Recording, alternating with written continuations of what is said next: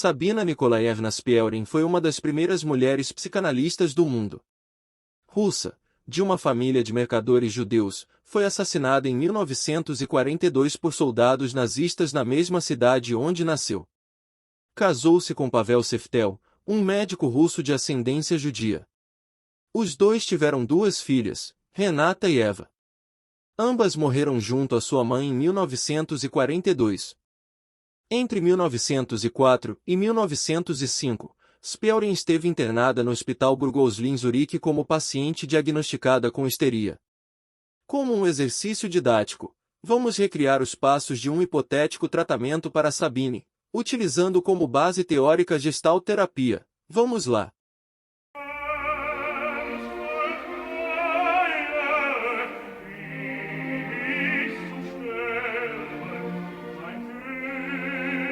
Quando Sabina tinha 18 anos desenvolveu, após a morte da irmã, um quadro psiquiátrico com variados sintomas. Ria e chorava descontroladamente, punha a língua para fora, girava a cabeça, entre outros.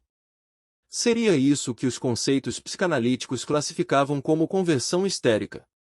Sua mente brilhante chamava a atenção mesmo tão jovem e pode ser um bom início para nossa aproximação.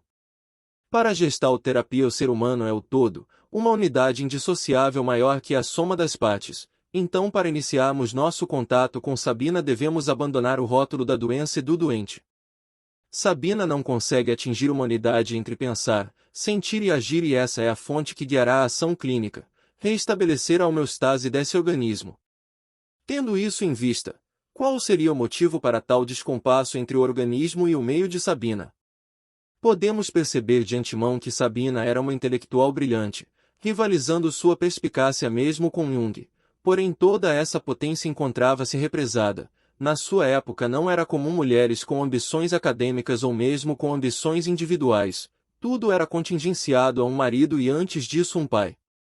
Então como Sabina, uma jovem mulher inteligente, concebe um mecanismo adaptativo para lidar com a perspectiva de nunca poder alcançar sua realização na vida.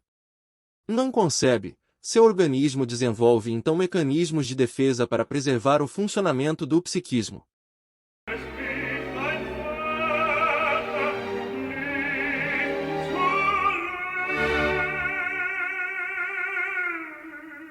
Peirous utilizou das noções de energia e homeostase do corpo como uma analogia para descrever sua concepção de funcionamento psíquico. E dentro dessa perspectiva, que emerge o conceito de necessidade. O organismo se comporta de maneira que suas necessidades sejam contempladas, da necessidade nascem as gestaltes e dela também se faz a destruição das mesmas. E é esse processo dinâmico que organiza a vida do indivíduo. Quando se tem a capacidade de perceber as próprias necessidades também se abre a possibilidade de satisfação, organizando a maneira que o indivíduo se coloque em relação com o meio. O campo fenomenológico é outra categoria conceitual importante para a Gestalt. Ele refere-se à interação dialética que se dá entre o organismo e o meio, que reciprocamente se moldam na interação com a necessidade do indivíduo. Essas interações são atravessadas por influências físicas, biológicas, psicológicas e socioculturais. O organismo como um todo utiliza-se dessas determinantes para alcançar a sua satisfação. Sendo o organismo parte indissociável do ambiente, há a constatação de que o ambiente só pode ser percebido pela perspectiva do observador. Indo além nessa linha de pensamento podemos constatar que o organismo busca a integração com o ambiente, utilizando-se da satisfação das necessidades como substrato para uma integração no campo fenomenológico. O contato se refere ao momento em que um evento é experienciado pelo indivíduo. Durante esse evento um fluxo de energia é composto em direção a algo, uma gestalt é formada na busca de uma satisfação. Pode ser imediato no momento da experiência ou ser relativo a objetos, recordações ou imagens. Sempre se faz em relação a uma novidade assimilável ou a rejeição de uma novidade não assimilável, não constituindo o contato que é universal ou indiferente. O local onde se dão essas interações é chamado de fronteira de contato, e é nessa fronteira onde também ocorrem as emoções e sentimentos. A fronteira de contato pode ser considerada a membrana onde ocorrem as permutas entre o meio e o indivíduo. Tal elemento se faz importante pela existência de disfunções de contato. Quando não há harmonia na fronteira, o que ocorre são disfunções que desviam a interação plena entre o binômio organismo e meio. Quando isso ocorre, há um grande mal-estar percebido pelo indivíduo que tende a retrair ou expandir o contato com o meio em demasia. O awareness pode ser considerado o conceito mais importante para a Gestalt terapia no que se refere a um objetivo dentro do manejo clínico. Trata-se de um fluxo de consciência contínuo que permite o contato pleno com o meio, possibilitando o indivíduo a se tornar o agente da própria existência.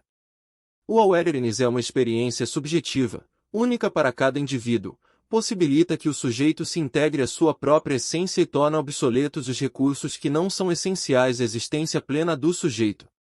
Sabina, por sua vez, tem suas necessidades negligenciadas pelo contexto externo.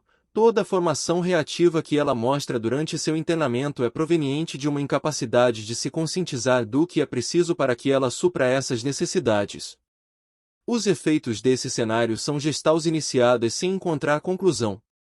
O contato do organismo e o meio se encontra severamente comprometido, sendo necessárias conversões histéricas e masturbação compulsiva como uma externalização de defesa. Para o terapeuta não existe a possibilidade de intervir no meio de Sabina, por mais injusto que ele seja. A ação então deve ser buscar fortalecer o organismo como forma de criar um espaço entre o conflito com o meio para que possa existir a possibilidade de autoconsciência. O objetivo com Sabina será o desenvolvimento do seu potencial para que ela possa superar o papel medíocre que a sociedade a submete. Dessa ação esperamos que seja possível para Sabina diminuir as disfunções de contato que a afligem, em especial a introjeção dos papéis advindos da sociedade da sua época e a retroflexão que volta sua sexualidade para si mesma.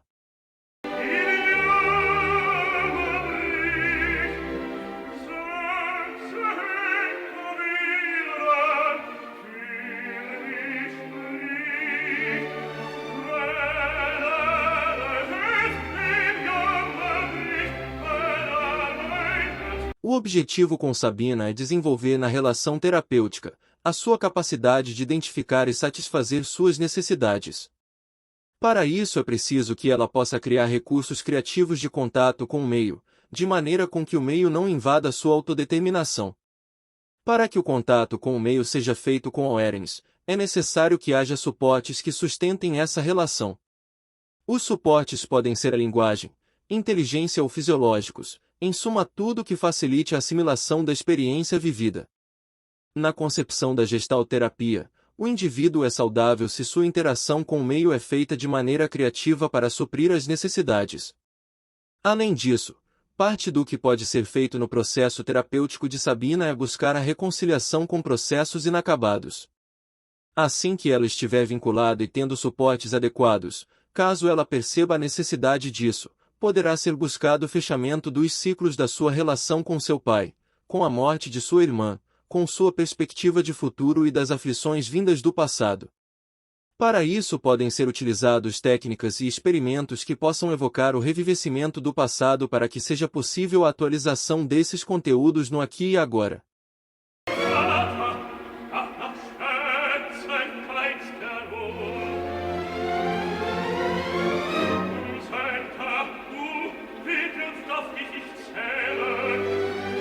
O experimento é a técnica gestáltica mais nobre. Ele ocorre de maneira única, não há moldes rígidos para sua aplicação e sempre é colocado de maneira relacional a um tema emergente.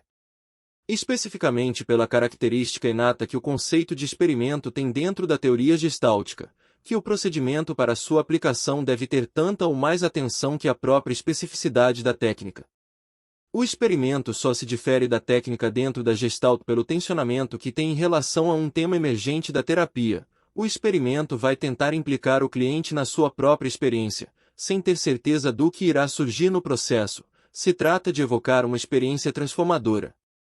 Na Gestalt são utilizados muitos experimentos, podendo serem ressaltados: a cadeira vazia, inversão de papéis, viagem fantasia, trabalho com sonhos e a presentificação. Mas antes da técnica em si, qual é o contexto para a aplicação da técnica e como ocorrem as etapas da sua aplicação? Primeiramente deve-se atentar para o conteúdo emergente, especialmente um conteúdo relacionado a uma gestalt inacabada, para Sabina é muito recorrente seus episódios conversivos que ela identificou como sendo relacionados com as humilhações e agressões que sofria do seu pai. A técnica a ser escolhida para trabalhar essa situação deve ser apropriada, buscando trabalhar o tema sem revitimizá-la. A sugestão do experimento precisa ser totalmente consentida por parte da cliente. Há um cálculo na escolha do tipo de experimento que é mais apropriado para cada cliente. Ele deve ser desafiador o suficiente para movimentar experiências, mas o cliente deve ter competência suficiente para executar aquela ação. O limite encontrado deve estar no nível máximo de desafio que um cliente pode suportar de maneira segura. Quando há indícios de que a ação está completa, o terapeuta deve auxiliar o cliente a voltar para o presente e discutir o que foi sentido e o que pode ser assimilado.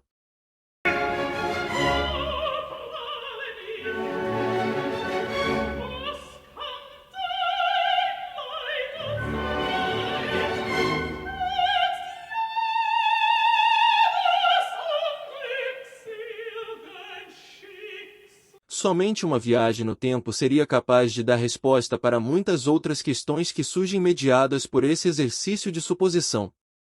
Quais seriam as questões que emergiriam se Sabina fosse acompanhada por um bom terapeuta gestáltico? O que seria de Sabina se pudesse nascer em outro contexto sociocultural? Quantas outras Sabinas existiram e foram sufocadas pela opressão daqueles tempos? Disso nós não sabemos e nunca vamos saber, mas a reflexão fica. O aprendizado persiste e a resistência continua. Obrigado a todos pela atenção.